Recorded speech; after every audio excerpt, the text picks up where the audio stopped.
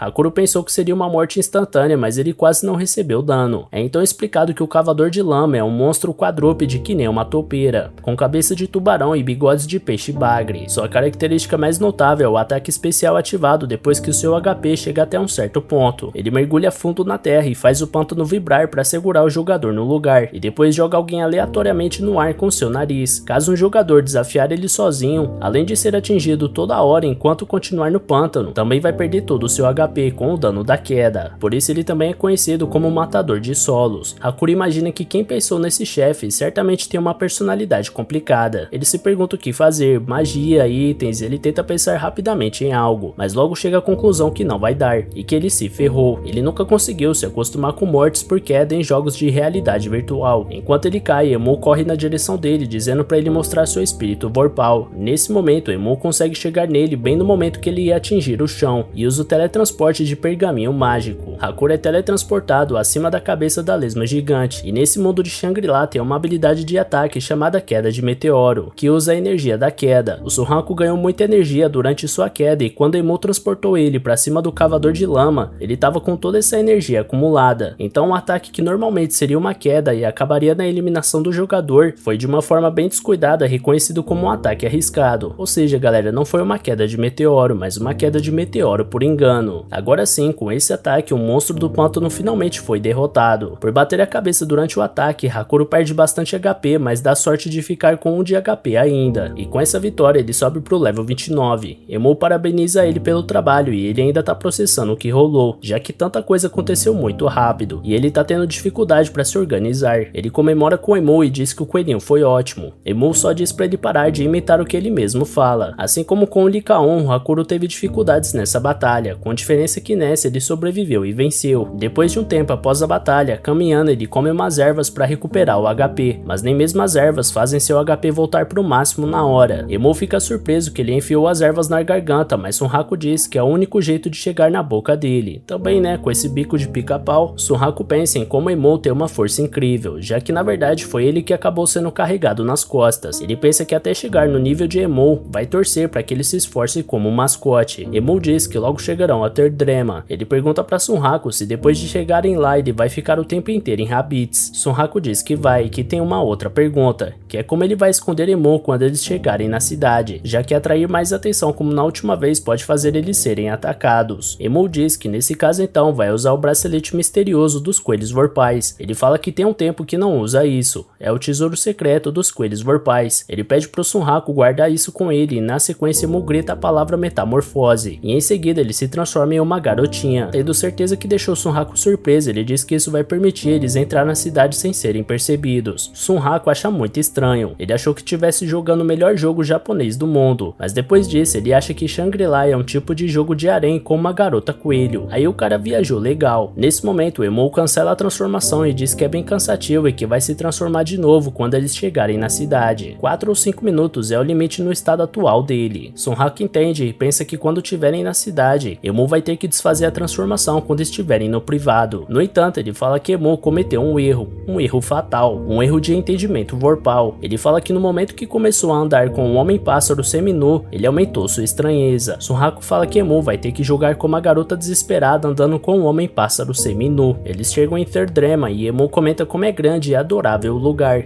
exatamente como ele lembrava. Já o Sunraku não parece muito impressionado. Ele fala que não é como se ele fosse um guerreiro guiado pelo destino, mas que ele já viu vários lugares. Ele fala para Emou para seguir em frente para ele se preparar para se transformar e eliminar suspeitas. Em Third Drema, os guardas ficam surpresos e perguntam por que Sunraku tá seminu. Eles pensam que ele encontrou algum bandido. Sunraku confirma que já sabia, ele ainda é um estranho. Os guardas também percebem as marcas assustadoras no corpo do Sunraku. Emou, transformado de garota, fala para os guardas menos que esse homem tenha um passado que traria tristeza só de escutar. Ela começa a mentir facilmente para os guardas, dizendo que guiado pelo próprio destino, Sonraku renasceu como um super guerreiro e desafiou para um duelo seu rival da vida passada, ninguém menos que Lee Kaon, mas pela menor diferença, por um fio de cabelo, pelo menor capricho do destino, ele acabou sendo atingido por uma maldição. Sonraku se pergunta de onde ela tirou toda essa história, mas Emo continua a mentira, contando que incapaz de escapar do destino, Sonraku se viu obrigada a se deixar levar pelo fluxo do destino, um guerreiro solitário que vaga em uma jornada para remover a maldição que tanto acaba com ele. Esse é o Senhor Sonraku. Ela continua com as mentiras até os guardas dizerem que entenderam, que é raro ver um pioneiro seminu, mas não é como se não existisse, e assim os guardas permitem eles passarem. Nesse momento, Sonraku percebe dois caras de canto estranhando ele, e se pergunta se é a imaginação dele, já que não foi um negócio normal de só achar ele estranho. Emu chama ele para continuarem em frente, e do nada uma garota pega na mão do Sonraku falando que conhece ele. Ele fica sem entender nada e pergunta quem é ela. É então que voltamos algumas horas atrás, quando o Sonraku tinha metido o pé de duas garotas lá em Secondale, depois delas começarem a fazer muitas perguntas, mas uma delas tinha conseguido tirar um print de Sonraku com Emu e mandou o print para fóruns perguntando como se faz para se aliar a um monstro desses assim como Sonraku fez. Graças a isso, vários jogadores ficaram sabendo da existência de Sonraku e perguntando desde quando monstros falam. É então que é mostrada a garota que horas depois confrontou o Sonraku. Quando ela vê o post, ela diz que isso dói nela, já que ela acreditava que só dava para ter cães e gatos de parceiros. Ela se pergunta se isso é trapaça, mas a administração do jogo não tolera nenhuma trapaça, então não deve ser isso. Vários jogadores que viram o print do Sonraku se perguntam o que são as tatuagens. Alguns comentam que não lembram de ver um design de todo o corpo assim no criador de personagens. É então que um jogador comenta também no post, dizendo que as tatuagens é uma maldição, a prova de que você foi reconhecido pelo Lee Kaon, o Imperador da Noite. O Lee Kaon é um encontro aleatório, então não é incomum escutar novatos que encontraram ele, mas os jogadores se perguntam como Sonraku terminou com uma maldição. Um dos jogadores, chamado Orcelot, comenta no fórum que eles podem ficar eliminando Sonraku até ele contar pra eles sobre tudo. Esse Orcelot é do clã Shurakai, um clã que elimina personagens. A cena então é cortada pra uma mulher de cabelos vermelhos que comenta o seguinte: Senhor Sonraku, se estiver vendo isso, por favor fale com o jogador usando um emblema de lobo e uma espada. Lamentamos que tantas informações suas tenham vazado, podemos te proteger. A mulher tá muito interessada na marca de Lee Kaon. Graças a esse print, Sonraku ficou no centro dos holofotes. Estão tratando ele até como um chefe de evento e o cara não faz ideia de nada disso. Voltamos então pra garota que intimou Sonraku. Ela pergunta como faz pra domar um coelho vorpal e pro Sonraku não se fazer de bobo. Ela sabe que ele tava com um coelho vorpal falante. Sonraku se pergunta como diabos ela descobriu isso e o que ele vai fazer agora, mas com certeza ele não vai revelar informações sobre o cenário único, e nem é como se ele soubesse ativá-lo mesmo. Sonraku responde pra garota não saber sobre isso, e nesse momento aparece mais uma garota falando que não é legal guardar informações só pra si mesmo, que todo mundo devia compartilhar a diversão. Sonraku reconhece a jogadora e já saca as adagas e manda ela mostrar a cara, chamando ela de Guerreira do Lápis. Ela responde dizendo que em Shangri-La ela não é a Guerreira do Lápis. Ali ela é chamada de Arthur Pencilgon. A mina é level 99 e tem uma caveirinha vermelha do lado do nome dela, ou seja, é uma player kill. Acontece que a Guerreira do Lápis é amiga do Sonraku em outros jogos ruins, ou melhor, Arthur Pencilgon é amiga dele em outros jogos ruins. Para falar sobre ela, precisamos falar de um certo jogo ruim conhecido como Nightbrounds. Lá nesse jogo, em uma loja de itens, há dois saqueadores levando embora um monte de coisa da loja. Na saída, os dois falam para se separar, mas nesse momento aparece o jogador Sonraku, elogiando eles pelo trabalho em pegar os itens, mas agora ele vai levar tudo. Os jogadores dizem que esse é um jogo de pilhagem pós-apocalíptico. Originalmente o jogo simulava um reino à beira do colapso, com jogadores assumindo o papel de cavaleiros que protegem pessoas de monstros que atacam. Um MMO cooperativo, mas por conta do preciosismo, por causa do sistema muito mal feito, a taxa de encontro de itens era muito baixa, tinha poucos jogadores sérios. Mesmo a missão para iniciantes, a de reunir ervas medicinais, precisava de 12 horas procurando pelos campos abertos para terminar, e lógico que objetos de um grau mais alto também era ainda mais difícil de achar. Então o que os jogadores resolveram fazer? A resposta é simples: roubar o que precisassem. Ao invés de ficar horas e horas em uma missão, o jogador pensava que só devia atacar uma loja de um NPC, ou roubar de um jogador que já fez isso. Nisso o Nightbrounds acertou. Em um ambiente onde só tinha atrocidades e que todos eram inimigos, uma única figura, consumida pela violência e conhecendo todo tipo de truque, tomou conta do reino, a Cavaleira do Lápis. Agora que tá no comando, ela diz que vão compartilhar todas as riquezas e itens. Os jogadores comemoram e assim foi o nascimento do Reino do Lápis. Naquele mesmo dia após a noite, ao amanhecer, é mostrado todos aqueles jogadores que algumas horas antes comemoravam e agora todos estavam caídos no chão, derrotados e saqueados. Nesse momento, Sunhaku e seu colega Katsu entram no castelo e Sunhaku já aproveita para pegar coisas para ele também. Katsu pergunta para Sunhaku se esse jogo não é sobre defender o reino dos monstros. Sunhaku responde que achou que era sobre derrotar a verdadeira rainha do mal, a guerreira do lápis. Ela não era nada como o último chefe da história do jogo. Ela abusava intencionalmente de jogadores que não seguiam ela, e aí então usava seus agentes para criar uma resistência organizada para se opor a ela. Ou seja, ela alimentava a vontade das vítimas de revidarem, evitando que eles simplesmente desistissem do jogo. Dessa vez, o Night Round estava atendendo completamente os caprichos de uma única jogadora. Ela agia sobre o nome que escolheu, Dystopia Empress. Ela fica surpresa, dizendo que Sunhaku usou o exército rebelde como distração para um pequeno ataque nos aposentos íntimos dela. Ela acha que foi um bom movimento. Sunhaku comenta que ela poderia ter usado umas armadilhas mais eficientes. Foi tão fácil que eles passaram de primeira. Sunhaku e Tataki Katsu. Ela diz que vai lembrar desses nomes. Dystopia Empress diz que uma coisa sobre o sorrisinho bobo de Sunhaku irrita ela. Então ela fala que tá na hora da batalha contra a chefe e pergunta se eles podem derrotá-la e se tornarem os Cavaleiros Revolucionários. Após essa cena em um Night Rounds, voltamos pra Shangri-La quando os dois se encontram. Eles têm uma história juntos em outro jogo. No Night Rounds, os dois lutaram até chegar em um empate, com os dois morrendo no fim. Mas ali em Shangri-La eles têm uma grande diferença de nível. A mulher inicia o ataque e fala que assumiu a penalidade e veio até Fictícia apenas para eliminar Sunhaku. Em seguida ela lança um ataque de 3 facas, mas Sunhaku consegue desviar de 2 delas e defender a outra com suas adagas. Ele aposta que essas facas têm atributo de veneno. Pensilgon pergunta pro Sunhaku em que nível ele tá. Ela sabe que ele acabou de derrotar o Cavador de Lama, então assume que ele deve estar por volta do nível 30. Ela comenta que ele tem uma grande capacidade de esquiva, isso porque é um jogo divino, então para ele todos seus movimentos são suaves. A garota de antes, que intimou Sunhaku antes de Pensilgon chegar, reconhece assustada o nome Pensilgon. Ela diz que Pensilgon é a segunda no comando do Ashura Kai, o clã que elimina jogadores. Ela se pergunta se Pensilgon é a famosa e infame Giant Killing. Sunhaku não conhece esse termo e pergunta o que é isso. Pensilgon explica que se concentra em buscar jogadores de alto nível, por isso uma hora acabou ganhando esse apelido de Giant Killing. Depois desses atos dela, os desenvolvedores ajustaram um pouco o jogo, então tem ficado bem mais difícil emboscar jogadores. Sunhaku aproveita e faz uma piada lembrando que em Night Rounds, naquela distopia, foi ela gigante que acabou morta. Ele diz pra ela não confundir o tamanho dela com o peso dos seus crimes. Em seguida, após escutar isso, ela começa a dar risada, dizendo que pra um cabeça de pássaro ele usa palavras bem complicadas, e atacando o cara ela diz pra ele não falar mais sobre aquilo nesse jogo. Sunhaku revida o ataque afirmando que tem cabeça de pássaro e não cérebro de pássaro. Pensilgon explica que não veio apenas por motivos pessoais. O líder do clã dela, Ashura Kai, pediu pra ela entregar uma mensagem. A mensagem é que Sunhaku vai ter que publicar informações sobre o cenário único, ou andar com o alvo nas suas costas até fazer isso. Sunhaku percebe que tá sendo ameaçado e pensa que esse líder de clã é um idiota. Ele corre na direção de Pensilgon usando algumas habilidades de desvio. Mesmo assim, ele se pergunta o que fazer. Tem uma grande diferença nos equipamentos e níveis entre eles. Sunhaku inteligentemente percebe que Pensilgon tá se esforçando muito para não deixar Sunhaku se aproximar do portão. Ele aposta que ela ajustou o tempo do primeiro ataque para evitar ele de entrar na cidade também. Com certeza é bem inconveniente para um player kill agir em uma cidade muito populosa. Pensilgon prepara o próximo ataque e enquanto isso o rabo de Emon transformado em garota começa a aparecer. Ele tá chegando no limite de tempo da transformação. A garota de antes lamenta por Sunhaku estar lutando contra Pensilgon agora porque não conseguiu a informação que queria. É quando ela percebe Emon e vai perguntar para ele. Mas nesse momento a transformação é desfeita e a moça fica sem entender nada até que ela finalmente vê Emon na sua forma original, bem na pior hora pro Sunhaku. A moça fica encantada com Emon nas suas mãos e ele pede para ela se acalmar. Sunhaku tava olhando isso e Pensilgon pergunta para ele se ele vai mesmo subestimar ela. É então que ele tem a ideia de usar o contra-ataque repelente e diz que é ela que tá subestimando ele. Depois de um chutão dele, ele ordena Emon pra vir pra ele. O coelho obedece e imediatamente pula pro seu ombro. Sunhaku sai correndo em direção à entrada da cidade e a moça doida pede pra pelo menos deixar ela tirar uma foto. Sunhaku diz que deixa caso ele sobreviver, mas Pensilgon afirma que ele não é rápido o suficiente pra fugir dela. É quando uma explosão acontece e a moça doida aparece na frente de Pensilgon, dizendo que não liga pro Sunhaku, mas que se Pensilgon colocar aquele coelho fofo em perigo, ela vai eliminá-la ali mesmo. Sunhaku fica feliz com essa situação. Ele fez a garota chamada Animalia tirar ele do perigo. Ele diz pro Emon que ela gostou mesmo dele. Agora eles só precisam entrar na cidade e usar o portal de teletransporte pra Rabbids. Provavelmente ninguém deve descobrir Sunhaku, mas é nesse momento que ele para com tudo e a cena corta pra Pensilgon dizendo que ela é apenas a mensageira, mas ela não disse que veio sozinha. Então é mostrado outro outros 4 jogadores player kill do mesmo clã de Pen Silgon, mas que estão abaixo dela. Pen Silgon tá feliz que agora ela pode lutar contra a diretora do SF Zoo, um clã que documenta monstros sem interesse em outros jogadores. Enquanto isso, Sunraku vai se virando contra os 4 players kill. Ele bate de frente com eles e fala que podem vir com tudo. Eles só vencem ele em nível, equipamento e status. A Animalia lança uma maldição super potente e poderosa contra Pen Silgon, mas ela apenas absorve o ataque e lança de volta contra a moça dos bichos. A Animalia tem muito status, principalmente HP, mas ela usa bastante debuffs para ajudar a gravar vídeos de monstros. A Animalia pergunta como Pen Silgon conseguiu refletir todas suas maldições. Pen Silgon explica que uma vez tinha um xamã player kill que não deixava ela em paz, então ela sabe como maldições podem ser complicadas. É por isso que ela anda com um boneco de palha da punição, que reflete todas as maldições de volta para quem as lançou. Nessa, a Animalia não teve sorte. Voltamos então para a luta de Sunraku. Ele pensa que o seu melhor alvo é o idiota que acha que ele é fracote. Com uma arma lenta como uma espada longa, ele nem precisa usar habilidades para desviar desses ataques. O problema é como causar dano nos jogadores de nível mais alto equipados com armaduras mais fortes. Nesse instante, uma surpresa acontece. Rei aparece com aquela armadura dela, lançando um corte destruidor em um dos players kill. Ela elimina um deles com apenas esse golpe. Os outros 3 ficam surpresos e se perguntam se esse é o maior poder, o Attack Holder. Sunraku se pergunta o que é esse tal de Attack Holder e Rei olha pra ele, confirma a cabeça de pássaro e o nickname Sunraku. Finalmente ela conseguiu encontrar o Hizutomi. É então que voltamos um pouco no tempo, fora da realidade virtual. Na casa da Rei, ela se pergunta onde Hizutomi está. Ela não tá conseguindo encontrar ele. Ela começa a raciocinar que os jogos que ele gosta são bem comuns e difíceis. Ela nunca conseguiu achar um jogo que pudesse jogar com ele, mas Shangri-La é diferente. Ela sabe jogar esse game e não vai deixar essa chance escapar. Ela entra no jogo em uma hospedaria de Secondale e lê uma mensagem que recebeu da sua irmã. Nela ela pede para Psyger Zero, que é o nickname da Rei no jogo, para procurar um jogador específico. Ele foi visto pela última vez perto de Secondale. Parece que ele tem um coelho vorpal de roupa aí que fala com ele. Provavelmente ele já está a caminho de Third Drema. Na mensagem ela anexou também uma foto do jogador. Ele está equipado com uma máscara de pássaro observador e as pernas e tronco tem a marca do Lycaon. O nome do jogador é Sunraku. Rei começa sua busca usando uma habilidade de corrida muito rápida. Vários clãs já estão tentando entrar em contato com Sunraku, dentre eles o Ashura Kai. É bem provável que nesse momento Sunraku já esteja em batalha, então é bom tomar cuidado. É então que Rei avista Sunraku e pensa que se salvar ele dos player kill, ela vai ter abertura para conversar com ele, e talvez um dia ela consiga conversar com ele na vida real. É nesse momento que ela lança aquele corte destruidor que vimos antes que acabou com um dos player kill. Pen Silgon diz que as coisas ficaram interessantes e talvez aqueles player kill não consigam derrotar o Sunraku. Lutar contra ele no Shangri-La deixou uma coisa ainda mais clara. As habilidades que ele obteve em jogos ruins de todos os gêneros são mais valiosas que itens únicos e status de mais alto nível. Isso é uma grande arma em Shangri-La Frontier. Pen Silgon soube que Katsu também tá jogando Shangri-La agora. Então com ele se juntando ao Sunraku, aquele projeto tá ficando mais realista. Quando a poeira baixa e Pen Silgon vê a Psyger Zero, ela fica deslumbrada, porque primeiro Sunraku atraiu a diretora do zoológico, e agora a Attack Holder. Ela fica muito feliz que encontrou Sunraku no jogo, mas então a Animalia fala que acertou ela com 5 magias. O boneco de palha da punição é extremamente poderoso, então cada boneco chega no máximo 5 debuffs. A Animalia pergunta se Pen Silgon agora consegue contra-atacar seu ataque final. De repente, voltamos um pouco no tempo, onde é mostrado Hizutomi conversando descontraído com um amigo, dizendo que estava jogando um jogo cheio de bugs, que só dava para salvar de forma automática. O amigo responde que não entende o motivo, mas que o jogo parece bem divertido. Hizutomi diz que na verdade o jogo era ruim, e o colega completa dizendo que bugs que travam o jogo são os pior tipo de lixo, e pergunta por que Hizutomi tá jogando um jogo ruim. Comicamente, Hizutomi responde dizendo que joga porque é divertido. Durante essa cena, Rei estava atrás dos rapazes observando e pensa sozinha que Hizutomi estava sempre sorrindo, mas estava distraída e bateu com a cabeça no poste. O anime corta pro colégio onde os dois estudam, e outro rapaz conversa com Hizutomi, perguntando pra ele se a edição que ele estava lendo é a última, além de perguntar se ele estava procurando novos jogos ruins. No fundo da sala, Rei ainda observa ele, pensando como ele parece estar se divertindo. Até mesmo durante sua aula de artes marciais, Rei continua a pensar em Hizutomi, e logo decide ir atrás do garoto. Ela chega em uma loja de games onde vê o garoto escolhendo um jogo. A atendente da loja aparece por trás de Rei e chama a atenção dela, fazendo ela morrer de vergonha. De volta pra escola, aparece outro amigo puxando assunto com Hizutomi, e Rei pensa que tentou falar com ele muitas vezes, achando que um dia pudesse conseguir falar com ele, mesmo que fosse dentro de um jogo. O PVP volta à cena e Sunraku tá cercado de vários inimigos, se preocupando apenas em esquivar dos seus ataques. A inimiga enorme de armadura pesada tenta aplicar um corte destruidor nele, mas ele escapa de novo. Emul se assusta com o poder do adversário. Logo eles conseguem ver o nome daquele forte oponente, Psyger Zero. Sunhaku diz que ela não parece um player kill, abreviando um PK, mas aposta que ela tá atrás daquele cenário único, como os outros estão. Ele olha em volta pra quantidade de inimigos e diz que não vai conseguir sair dessa e precisa achar um jeito de fugir. A Animalia se recupera e lança o feitiço de sacrifício em Pencil Gon, que tira todo o HP do seu oponente junto de todo o HP dela mesma. Ela diz que o boneco de palha já foi consumido e não daria pra Pencil Gon refletir a maldição. A Animalia consegue terminar o feitiço e as duas morrem juntas. Uma explosão enorme acontece e Sunhaku pede pra Emu abrir o portal. Sunhaku usa a espada de Saiger Zero como impulso e salta, tentando fugir. Enquanto pula pra cima de Saiger Zero, ele pede desculpas pra ela. Um dos seus adversários diz pra não deixarem ele chegar na cidade porque ela tá cheia de caçadores de recompensa. Mas logo Saiger Zero dá um golpe nos 3 adversários que estavam querendo perseguir Sunhaku e elimina todos. Enquanto foge, Sunhaku diz que pelo menos o nome dessa oponente ele iria lembrar, Saiger Zero. Um dos players que sobrou da batalha diz que Saiger Zero tá atrapalhando e que ela não poderia subestimar o Ashura Kai, mas Saiger Zero não liga pro que ele disse porque tá muito feliz que Sunhaku falou com ela, mesmo sendo um simples pedido de desculpas. Os players que sobraram estranham o comportamento distraído dela e viram nisso uma oportunidade de atacar ela, porque ela tava de guarda baixa. Um deles ataca e diz que matar ela vai fazer ele subir de nível no Ashura Kai. Saiger Zero destrói o inimigo com apenas um golpe, cortando ele pela metade. Ela diz que se não fosse por conta deles, Sunhaku poderia ter falado mais com ela. O resto dos inimigos tenta fugir, mas Saiger Zero quer descontar sua raiva neles, então ela elimina os 2 que sobraram. Sunhaku e Emu entram no portal e comemoram que escaparam. Ele diz que seus adversários não podem seguir ele até Rabbids. Por um momento, ele se sente aliviado de ter fugido, dizendo que a batalha foi assustadora, e lembra que não teve mana suficiente durante a luta. Emu diz que usou toda a mana na sua transformação. Sunhaku diz que eles teriam grandes problemas se não pudessem sair de Third Drema. Emu elogia o sabor do item de mana que tá bebendo, e Sunhaku diz que ainda bem que comprou alguns. Ele termina dizendo que pelo menos o objetivo foi concluído. Pencil Gon manda um e-mail pra Sunhaku dando desculpas pela sua derrota. No e-mail diz: minha morte foi culpa só minha, não considero que perdi pra você, não acredito que o Attack Holder te ajudou. Sunhaku se pergunta quem seria Attack Holder e percebe que é a Saiger Zero. Pencil Gon continua o e-mail: de qualquer forma eu realmente queria falar com você, vou chamar o Katsu pra um encontro no Night Grounds, vamos conversar sobre marcar depois. Sunhaku fica confuso e diz que ela não quer conversar no SLF e que isso é estranho. Ele recebe outro e-mail, dessa vez de Katsu, que diz que também foi convidado por Pencil Gon pra um encontro. Ele diz que tá curioso pra saber o que Pencil Gon tem pra dizer e pede pra Sunhaku também ir. Ele responde que não vai dar pra trás depois que Katsu botou essa pressão, mas que tem coisas mais importantes pra fazer agora. Emu diz de novo que a poção de mana tá gostosa e Sunhaku pede desculpas pela demora e diz que vai começar esse cenário único de verdade. Emu responde que finalmente, enquanto pula de alegria. Sunhaku pergunta pra Emu o que eles devem fazer agora e lembra que Vash, o chefe coelho de Emu, disse que iria treinar ele. O coelho diz que vai levar Sunhaku pra arena de batalha onde eles fazem a maior parte do treinamento. Essa arena se chama Coliseu Vorpal e Sunhaku fica impressionado com o tamanho. Emu diz que seu chefe quer que Sunhaku lute contra 10 monstros na arena, usando apenas armas vorpais. Sunhaku fica animado, falando que é a chance de subir alguns níveis antes de tirar o sorriso da cara de Pencil Gon. Ele saca suas armas e se prepara. Emu abre o portão da arena. Enquanto o portão abre, Sunhaku pensa que não espera vencer 10 lutas de primeira e que deve usar da tentativa e erro, aprendendo os padrões de ataque dos inimigos para derrotá-los. Antes dele terminar o pensamento, o portão se abre totalmente e saem de lá os primeiros adversários, os cães da matilha. A voz da arena explica que esses cães sempre aparecem em grupos de 5 ou mais e que o nível médio deles é 65. Sunhaku diz que eles parecem bem fortes. Ele fica desesperado e reclama com Emu, perguntando se ele vai mesmo colocar ele para lutar com vários inimigos de nível 65. Emu responde que sim, e que esse era só o primeiro monstro. Sunhaku ironiza, falando pro Emu pelo menos ser sincero, porque aquela era a primeira luta e não o primeiro monstro. Os cães pulam em Sunhaku e derrotam ele facilmente. Voltando pro mundo real, Rei se emociona porque Hizutomi falou com ela. A lembrança dele pulando por cima da cabeça dela passa na mente dela, e ela pensa em criar coragem para mandar um pedido de amizade. Enquanto ela se pergunta se ele aceitaria, ela imagina ele aceitando o pedido de amizade dela com empolgação, agradecendo por ela ter salvado ele no último PVP e dizendo que agora eles vão ir pra escola juntos todo dia.